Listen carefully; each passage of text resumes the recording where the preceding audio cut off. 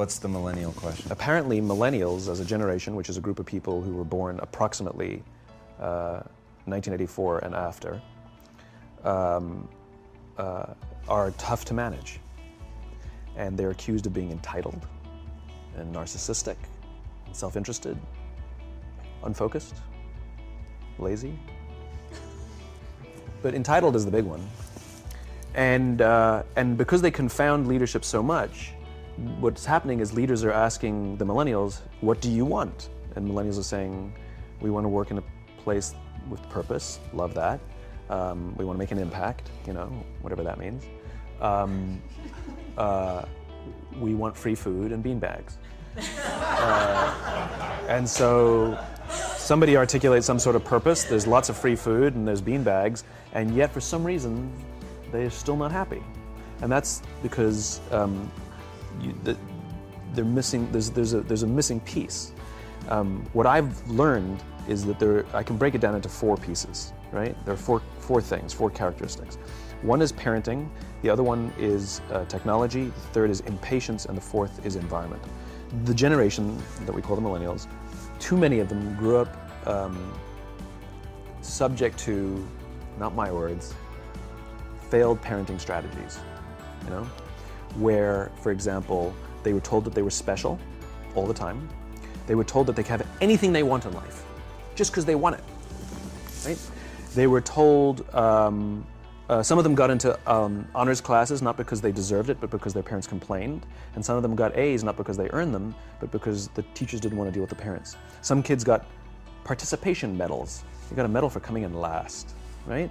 Which the science we know is pretty clear, which is it devalues the medal and the reward for those who actually work hard, and it actually makes the person who comes in last feel embarrassed because they know they didn't deserve it, so it actually makes them feel worse, right?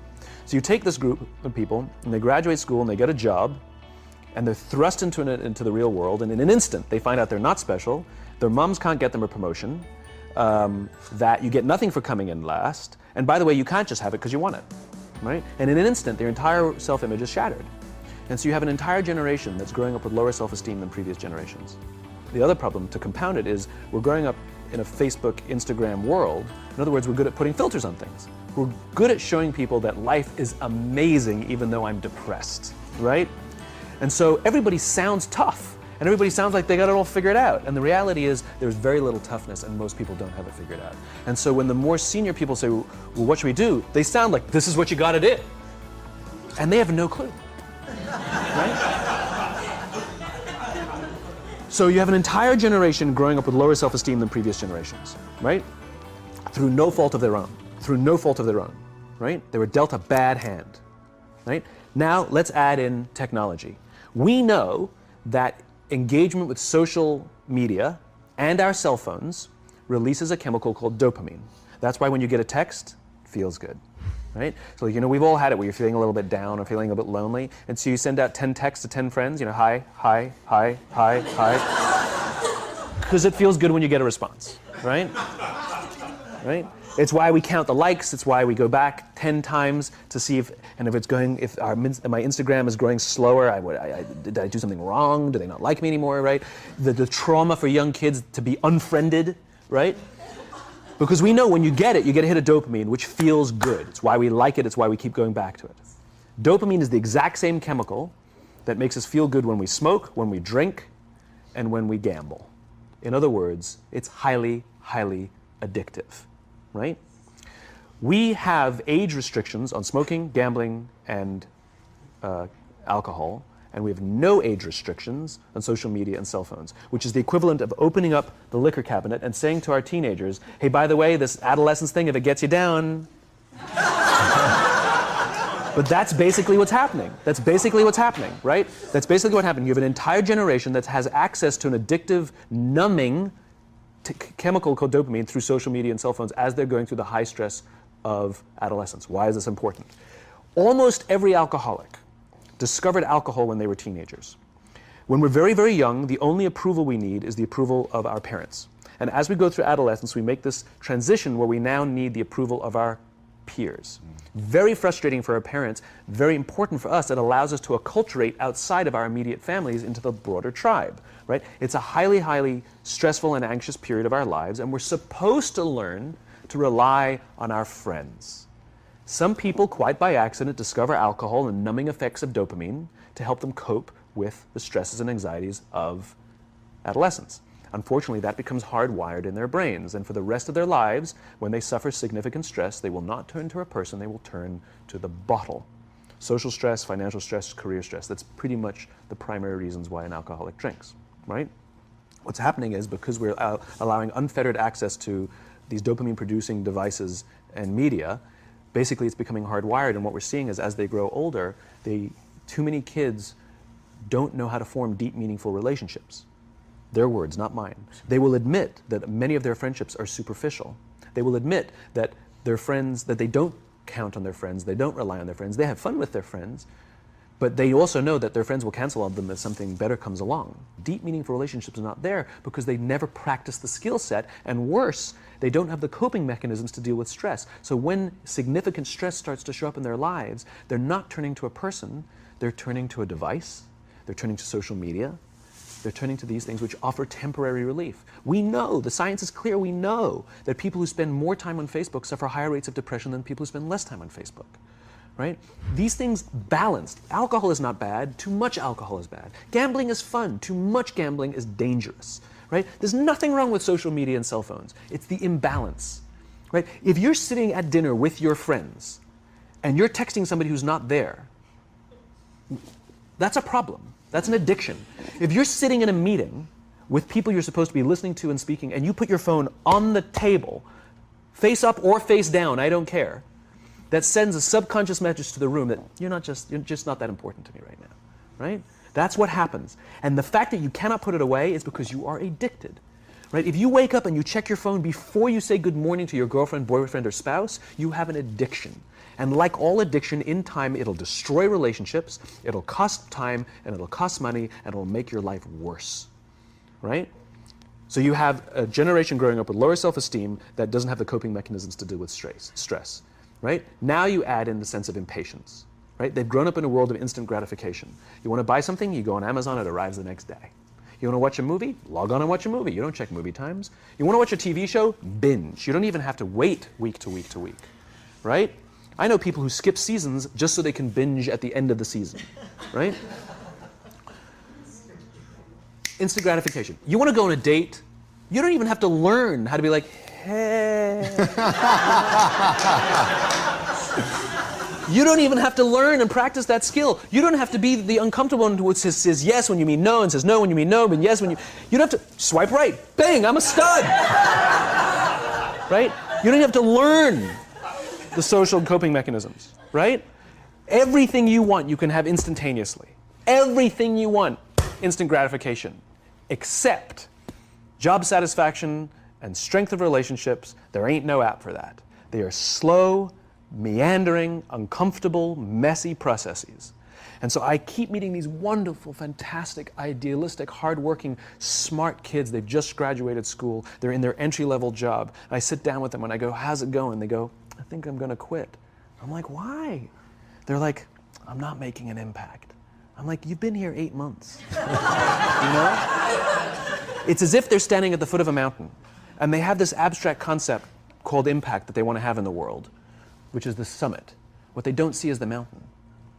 I don't care if you go up the mountain quickly or slowly, but there's still a mountain. And so what this young generation needs to learn is patience.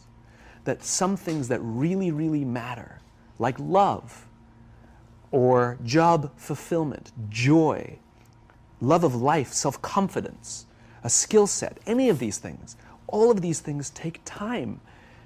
Sometimes you can expedite pieces of it, but the overall journey is arduous and long and difficult. And if you don't ask for help and learn that skill set, you will fall off the mountain, or you will, the worst case scenario, and we're already seeing it, the worst case scenario is we're seeing an increase in suicide rates, we're seeing an increase in this generation, we're seeing an increase in accidental deaths due to drug overdoses, we're seeing more and more kids drop out of school or take leaves of absence due to depression, unheard of. This is really bad. The best case scenario, those are all bad cases, right? The best case scenario is you'll have an entire population growing up and going through life and just never really finding joy. They'll never really find deep fulfillment in work or in life. They'll just waft through life and it'll be just, it's fine. How's your job? It's fine. It's the same as yesterday. How's your relationship? It's fine. Like that's the best case scenario. Which leads me to the fourth point, which is environment. Which is we're taking this amazing group of young, fantastic kids who were just dealt a bad hand. It's no fault of their own. And we put them in corporate environments that care more about the numbers than they do about the kids. They care more about the short-term gains than the long-term life of this young human being. We care more about the year than the lifetime, right? And so we are putting them in corporate environments that aren't helping them build their confidence, that aren't helping them learn the skills of cooperation, that aren't helping them overcome the challenges of a digital world and finding more balance, that isn't helping them overcome the need to have instant gratification and teach them the joys and impact and the fulfillment you get from working hard on something for a long time that cannot be done in a month or even in a year. And so we're thrusting to them in corporate environments, and the worst part about it is they think it's them. They blame themselves. They think it's them who can't deal. And so it makes it all worse. It's not. I'm here to tell them it's not them. It's the corporations. It's the corporate environments. It's the total lack of good leadership in our world today that is making them feel the way they do. They were dealt a bad hand, and I hate to say it, but it's the company's responsibility. Sucks to be you. Like, we have no choice, right? This is what we got, and I wish that society and their parents did a better job. They didn't. So we're getting them in our companies, and we now have to pick up the slack. We have to work extra hard to figure out the ways that we build their confidence. We have to work extra hard to find ways to teach them the social skills that they're missing out on. There should be no cell phones in conference rooms. None. Zero. And I don't mean the kind of like sitting outside waiting to text. I mean, like, when you're sitting and waiting for a meeting to start, this is what we all do. We all sit here and wait for the meeting to start. Meeting starting? Okay. And we start the meeting. No, that's not how relationships are formed. Remember we talked about it's the little things? Relationships are formed this way. We're waiting for a meeting to start and we go, how's your dad? I heard he was in the hospital. Oh, he's really good. Thanks for asking. He's actually at home now. Oh, I'm really glad. That was really amazing. I know, it was really scary for a while. That's how you form relationships. Hey, did you ever get that report done? Oh my God, no, I didn't. I'll help you out. Can I help you out with that? Really? That's how trust forms. Trust doesn't form at an event in a day. Even bad times don't form trust immediately. It's the slow, steady consistency. And we have to create mechanisms where we allow for those little innocuous interactions to happen. But when we allow cell phones in conference rooms, we just, okay, have the meeting. And then my favorite is like when there's a cell phone there and you go like this, you go. It rings and you go. I'm not going to answer that. Like, Mr. Magnanimous, you know? When you're out for dinner with your friends, like, I do this with my friends. When we're going out for dinner and we're leaving together, we'll leave our cell phones at home. Who are we calling? Maybe one of us will bring a phone in case we need to call an Uber or take a picture of our meal. That goes without saying, come on. I'm an idealist, but I'm not insane. You know? Not a heathen. I mean, it looked really good. We'll take one phone. And so it's like an alcoholic. The reason you take the alcohol out of the house is because we cannot trust our willpower. We're just not strong enough. But when you remove the temptation, it actually makes it a lot easier. And so when you just say, don't check your phone, people literally will go like this. And somebody will go to the bathroom, and what's the first thing we do? Grab the phone. Because I wouldn't want to look around the restaurant for a minute and a half, you know? But if you don't have the phone, you just kind of enjoy the world. And that's where ideas happen. The constant engagement is not where you have innovation and ideas. Ideas happen when our minds wander and we go, and you see something, I bet they could do that. That's called innovation, right? But we're taking away all those little moments, right? You should not, and none of us should charge our phones by our beds. We should be charging our phones in the living rooms, right? Remove the temptation. You wake up in the middle of the night because you can't sleep, you won't check your phone, which makes it worse. But if it's in the living room, it's relaxed, it's fine. But it's my alarm clock. buy an alarm clock. They cost $8, right? I'll buy you an alarm clock.